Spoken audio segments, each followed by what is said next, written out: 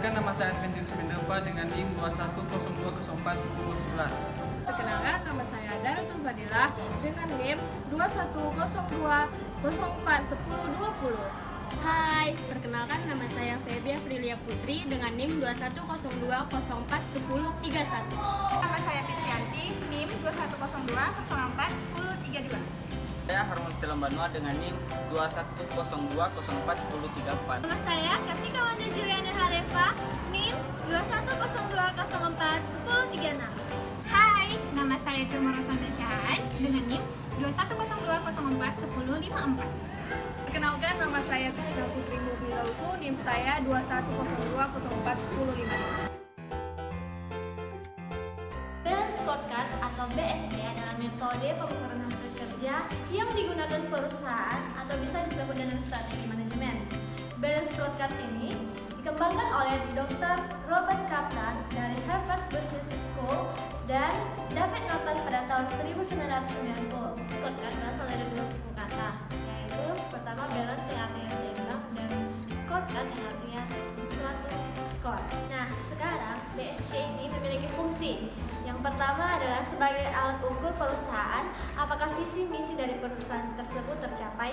Kedua, sebagai alat ukur keunggulan kompetitif yang dimiliki suatu perusahaan. Yang ketiga, alat analisis keefektifan strategi yang telah digunakan. Ada 4 perspektif balance scorecard. Yang pertama keuangan, kedua internal, ketiga SDM, dan keempat konsumen. Nah, kali ini kami akan membahas tentang perspektif proses bisnis internal. Yuk simak! Proses bisnis internal merupakan serangkaian aktivitas yang ada dalam suatu bisnis secara internal yang kerap disebut dengan rantai nilai.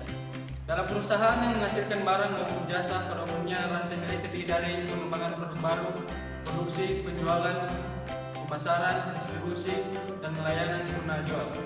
Dalam perspektif proses bisnis internal, para penanggung jawab mengidentifikasi berbagai proses bisnis internal penting yang harus dikuasai dengan baik oleh perusahaan. Proses ini memungkinkan unit bisnis untuk: 1. Memberikan proposisi nilai yang akan menarik perhatian dan mempertahankan pelanggan dalam segmen pasar sasaran. Yang kedua, memenuhi harapan keuntungan finansial yang tinggi para pemegang saham. Berikut ada 3 tahapan yang dapat diikuti perusahaan untuk memahami sudut pandang dari setiap bagian internal bisnis. Pertama, innovation process atau proses inovasi. Dalam proses ini, unit bisnis meneliti kebutuhan konsumen yang sedang berkembang ataupun yang belum terlihat dan kemudian menciptakan produk atau jasa yang memengaruhi kebutuhan tersebut. Berikut ada 4 bentuk dasar kategori dari inovasi. Kuadran 1 yaitu improving core business. Ini adalah berfokus pada penambahan inovasi yang dapat dikembangkan dengan cepat dan tidak mahal. Penambahan inovasi ini berupa line extension atau produk baru dalam kategori yang sama dengan memasukkan produk perusahaan yang telah ada. Dan yang keduanya adalah horizontal growth strategy atau memasuki pasar atau wilayah geografis yang baru. Dan 2. Exploiting strategi advantageous berfokus pada pengambilan merek dan jaringan produk yang sudah ada dan menargetkan kepada pelanggan dan pasar baru, tanpa memerlukan perubahan besar pada kemampuan bisnis yang sudah dimiliki. Ini berarti bisnis bergerak keluar dari lingkup strategi perusahaan yang sekarang dan memanfaatkan kapabilitas melalui diversifikasi yang terkonsentrasi.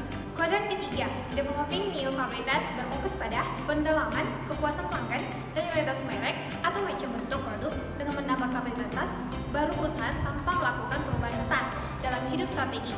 Perusahaan mungkin mengembangkan teknologi, bakat, atau bisnis baru.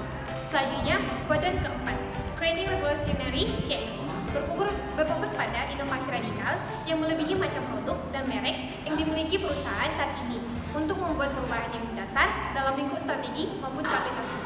Operational process adalah tempat di mana produk dan jasa diproduksi dan disampaikan kepada pelanggan.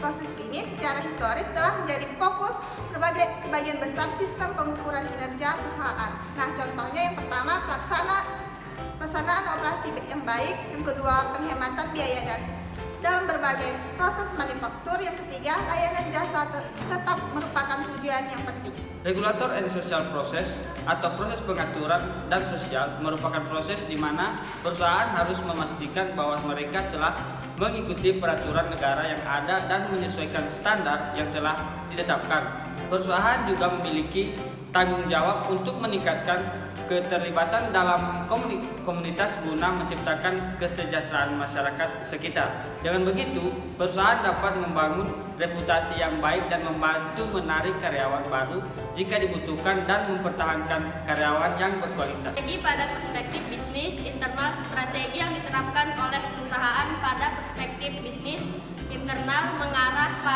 pada tindakan secara internal guna meningkatkan pelayanan untuk memenuhi kebutuhan pelanggan. Dalam buku kinerja yang dikarang oleh Ismail ST, MT, strategi dalam proses bisnis internal meliputi: yang pertama, peningkatan kecepatan proses pelayanan; yang kedua, mengembangkan inovasi di lingkungan SDM; dan yang ketiga, pemberian kesejahteraan karyawan; yang keempat, peningkatan keselamatan dan kesehatan kerja. Nah, sekarang teman-teman sudah tahu bukan apa itu perspektif proses bisnis internal. Nah, ini pasti akan membantu teman-teman dalam memahami perspektif bisnis internal. Demikian hasil presentasi dari kelompok kami. Sampai ketemu di vlog berikutnya. Bye!